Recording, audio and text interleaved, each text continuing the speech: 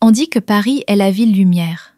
Mais ce jour-là, dans un salon de couture du 8e arrondissement, Élise ne voyait que des ombres, celles d'une vérité que même la soie la plus chère ne pouvait dissimuler. Paris, printemps 2023. Le frottement délicat d'une aiguille sur de la soie italienne résonne doucement. Élise Deschamps, 28 ans, héritière discrète mais connue, se tient figée devant le miroir triptyque. Sa robe ivoire épouse parfaitement sa silhouette. Pourtant, dans ses yeux, aucun éclat, seulement une lassitude contenue. L'odeur d'orange fleurie emplit l'atelier, parfum choisi par sa mère pour apaiser l'âme. Mais rien n'apaise une âme enchaînée.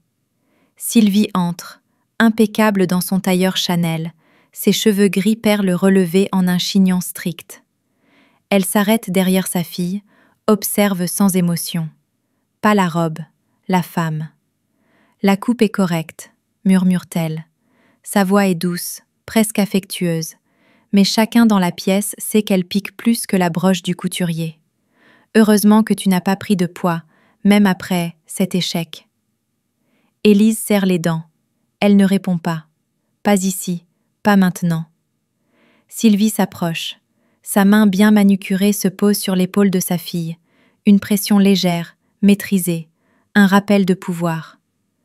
Martin n'est peut-être pas un prince, mais après avoir ridiculisé le nom Deschamps, c'est inespéré qu'il t'accepte. Elle marque une pause, puis conclut avec un sourire glacial. C'est ici que tu mérites d'être, Élise. Les mots tombent comme une condamnation, tranchant, irrévocable. Et sous la lumière dorée des projecteurs, Élise ne voit plus la future mariée. Il ne reste qu'une marionnette dans la pièce qu'elle n'a jamais écrite volontairement. Hôtel particulier des Deschamps, 7e arrondissement de Paris. Un lieu où même les murs savent se taire. L'enfance d'Élise ne manquait de rien, sauf de liberté. Dès qu'elle savait marcher en talons, elle apprenait à saluer les sénateurs et banquiers avec grâce lors des réceptions organisées par sa mère. Quand ses camarades sortaient au cinéma ou prenaient un chocolat chaud à Montparnasse, Élise révisait l'étiquette de la haute société dans le salon Empire, entre deux leçons de clavecin. Son père, François Deschamps, était un homme élégant et distant, devenu magnat de l'immobilier à force de stratégies silencieuses. Il ne haussait jamais la voix. Il se contentait de lever un sourcil, et l'air se glaçait. Quant à sa mère, Sylvie, elle gérait la maison comme une campagne présidentielle. Chaque robe d'Élise était choisie pour ses valeurs symboliques. Chaque mot qu'elle prononçait en public avait été répété. Même la teinte de son rouge à lèvres obéissait aux saisons et aux alliances familiales. « Une Deschamps ne se trompe pas », murmurait Sylvie en redressant la posture de sa fille à table. « L'erreur est un luxe pour ceux qui ne portent pas notre nom. » Et ainsi, Élise ne grandit pas comme une jeune fille. Elle grandit comme une vitrine, un projet, une image soigneusement polie destinée à briller, mais jamais à vivre. Paris, été 2022. Élise prit une décision impensable pour un Deschamps. Voler de ses propres ailes. « Je veux ouvrir une boutique de mode », déclara-t-elle un soir, entre deux gorgées de Bordeaux et le tintement des couverts en argent. François ne leva même pas les yeux de son assiette. « Tu n'es pas couturière ?» Sylvie, elle, soupira avec élégance. « La mode est un caprice, pas une vocation. Mais si tu veux apprendre à la dure… » Ils cédèrent, pas par foi en sa réussite, mais dans l'attente silencieuse de son échec. Atelier Élise naquit au cœur de Saint-Germain-des-Prés. Briques anciennes, miroirs biseautés, portant en laiton. L'endroit respirait le raffinement. Elle s'associa avec Camille, ancienne camarade de la Sorbonne, au sourire rassurant et au carnet d'adresses prometteur. 3 mois de succès fulgurants, presse, influenceuse, acheteurs exigeants. Puis, un matin, À 6h02, un appel. Les comptes sont vides. Plus de 300 000 € de dettes fournisseurs. Et Camille, partie, disparue. Une semaine plus tard, le Figaro titrait « Deschamps, l'héritière déchue dans le chaos de la haute couture ».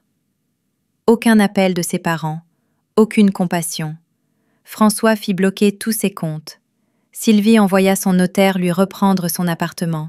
Le Range Rover fut remplacé par une Mégane grise de 2011, plus adaptée à son nouveau statut. Ainsi, Élise, autrefois invitée d'honneur du bal des débutantes, rentra chez ses parents. Pas par la porte principale, mais par la porte des domestiques, avec 2 valises et une réputation en ruine. 3 semaines après le scandale. Le salon des Deschamps, moulures anciennes, tapis persans et silence en velours, semblait plus glacial que jamais. Assise droite sur le canapé, Élise sentait que ce qui venait n'était pas un reproche, mais une stratégie. Sylvie prit la parole en première, comme toujours. Sa voix était douce, presque tendre, comme un poison servi dans une tasse de porcelaine. « Tu as besoin d'un nouveau récit, Élise, d'un symbole de renaissance. Pas d'excuses, de contrôle. » François hocha la tête avec cette sobriété qui faisait sa légende dans les conseils d'administration. La famille Lefebvre est d'accord. Élise fronça les sourcils. Lefebvre? Martin, précisa sa mère. Fils de notre avocat, sans histoire, discret, fiable, et surtout, prêt à t'épouser. Un rire bref lui échappa. Un rire sec, qui résonnait plus comme un claquement de porte que comme une plaisanterie. « Je ne suis pas une marchandise en solde, maman. »« Non, tu es un placement raté, » répondit Sylvie, cette fois sans masque. « Et Martin est notre seule chance de limiter les pertes. » Le lendemain, ils se rencontrèrent au restaurant L'Ambroisie, institution figée dans un autre siècle. Martin arriva pile à l'heure. Costume gris, chaussures légèrement usées, regard imperturbable. Pas séduisant, pas impressionnant, mais il savait exactement ce qu'il faisait. « Ce n'est pas un rendez-vous galant, » dit-il en s'asseyant. « C'est un accord, mais je suis quelqu'un de correct. » Élise le fixa, la main crispée sur son verre d'eau. « Et moi, je ne suis pas une figurine. » Mais au fond d'elle, elle savait déjà qu'elle jouerait le rôle. Une nuit de septembre, Paris 11e. Élise n'arrivait pas à dormir. Les pas de Martin résonnaient faiblement dans le couloir. Depuis un mois, ils partageaient un appartement, mais rien d'autre. 2 lits séparés, 2 silences, et un mur invisible fait de non-dits. À 1h17 du matin, poussée par une intuition qu'elle ne comprenait même pas, elle se leva. La porte du bureau de Martin, d'ordinaire toujours fermée, était entr'ouverte. Elle entra et découvrit un univers qu'elle n'aurait jamais soupçonné. 3 écrans illuminaient la pièce. Courbe boursière, données confidentielles, stratégie d'acquisition. Et en haut à gauche d'un fichier, Orion Capital, stratégie d'acquisition, Deschamps Immobilier. Martin leva les yeux. Il ne sursauta pas. « Tu ne devrais pas être ici, » dit-il simplement. Élise le fixa, la voix tranchante. « Qui es-tu, vraiment ?» Il retira son casque. Dans la lumière bleue des écrans, il n'avait plus rien du gendre discret. C'était un homme de pouvoir, de secret et de décision. « J'ai accepté ce mariage non par devoir, mais pour mener une enquête, » confia-t-il. « Ta famille était la pièce manquante d'un puzzle. J'avais besoin de comprendre de l'intérieur. » Elle sentit sa gorge se nouer. « Mais surtout, » ajouta Martin, « j'ai découvert que l'échec de ta boutique n'était pas un accident. » Élise pâlit. « Ta mère, » dit-il calmement. « Elle a financé Camille à travers une fondation. Tout était orchestré. Elle a provoqué ta chute. » Le silence devint assourdissant. Plus qu'une révélation, c'était une trahison. et pas n'importe laquelle, celle de sa propre mère, celle qu'elle avait laissée diriger sa vie. Choquée, Élise ne savait plus ce qui faisait le plus mal, me faire avoir ou savoir que je pensais que ma mère faisait tout pour me protéger. 2 mois plus tard. Dernier étage de leur appartement. Le quartier général d'une rébellion silencieuse. Des murs couverts de schémas, de transferts bancaires, de mails récupérés, de preuves implacables. Élise n'est plus cette femme brisée qu'on avait renvoyée à la maison familiale. Elle déchiffre des bilans comptables, rédige ses propres notes juridiques et prépare son dossier comme une procureure. Martin est là, en mentor discret. Mais la rage calme et la détermination brûlante, c'est elle. « Tu ne vas pas te venger pour moi ?» avait-elle demandé. « Non », répondit-il. « Parce que tu n'as besoin de personne pour te défendre. Tu n'as besoin que d'une chose, ta vérité. Et le monde écoutera. » Alors, ils ont conçu un plan. Pas pour détruire, mais pour exposer, pour faire tomber les masques. La célébration du 35e anniversaire de mariage de François et Sylvie Deschamps aurait lieu au château de Montfaucon, perle architecturale de la Loire. Un décor digne des contes, ou des chutes spectaculaires. La liste d'invités. Un inventaire du pouvoir à la française. Journalistes, sénateurs, PDG, anciens camarades de Sciences Po, amis de la famille, et quelques vautours bien habillés. Élise descendit de la Bentley au bras de Martin, première apparition publique en tant que couple. Elle portait une robe rouge grenat signée Olivia Chen, créatrice autrefois blacklistée par sa mère.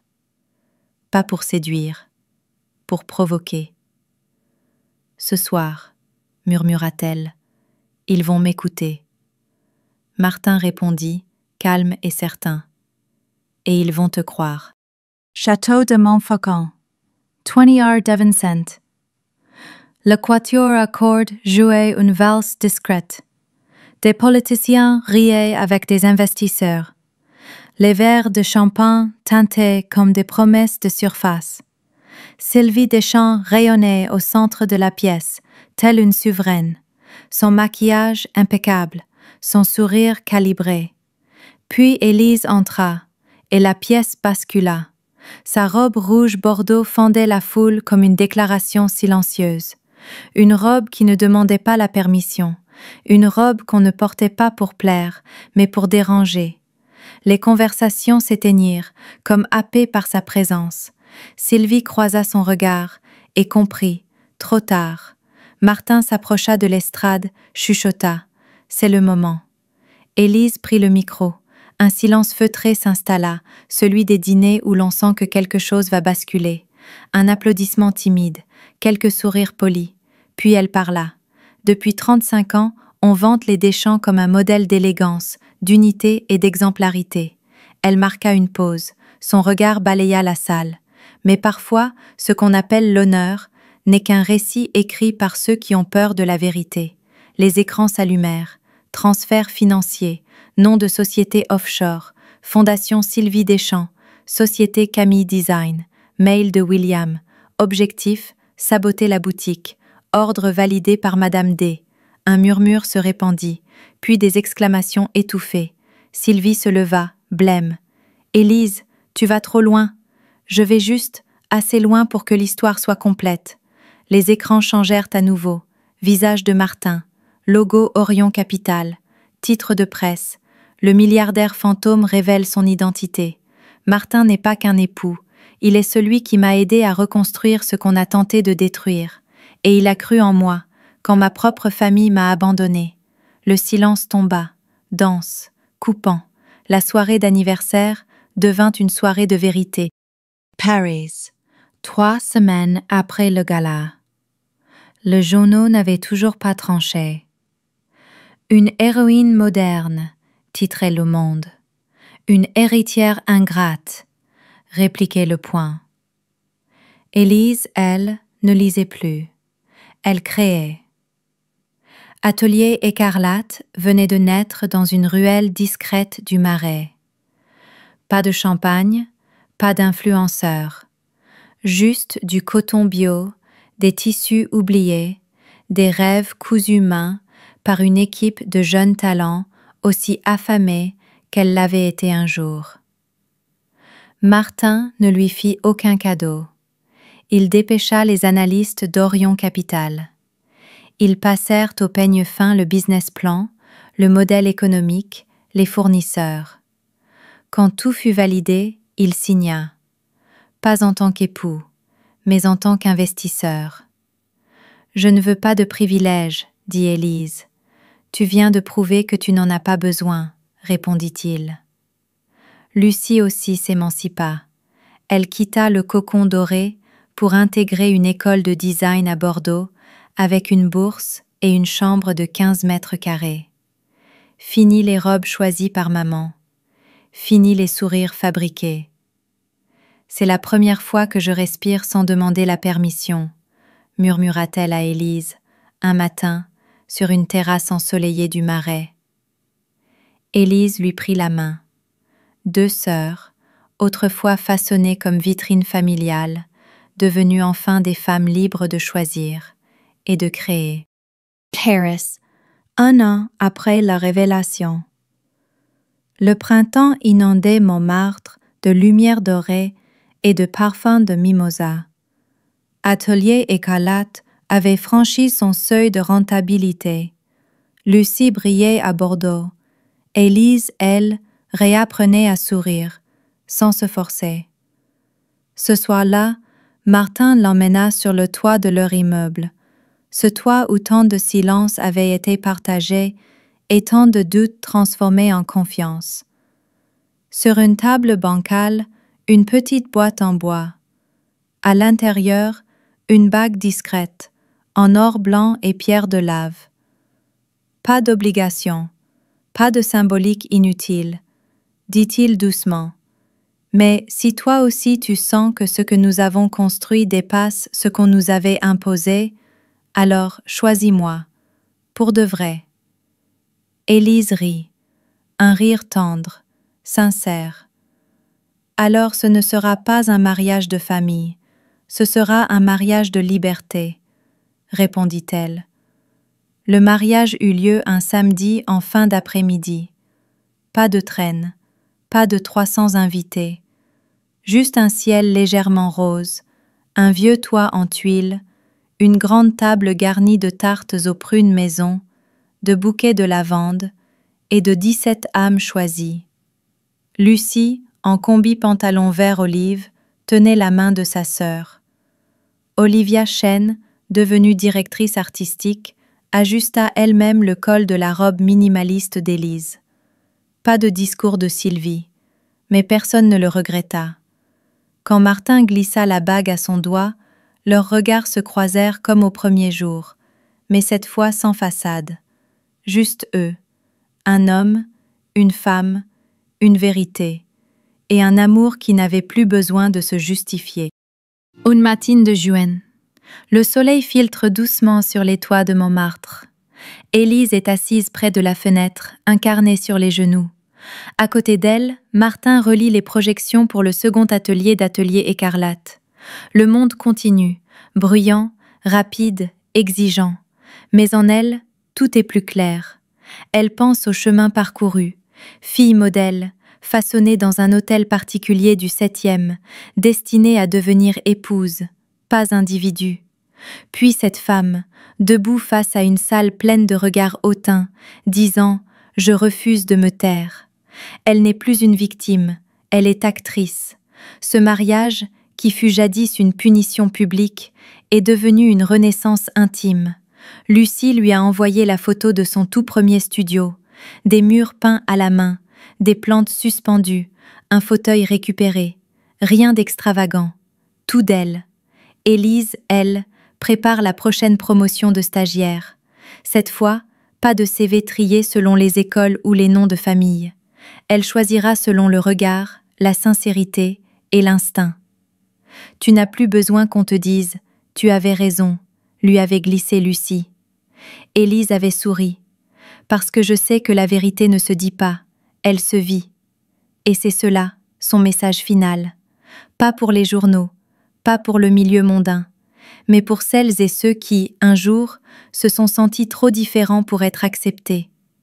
Soyez fidèles à ce que vous êtes, même si le monde appelle ça une erreur.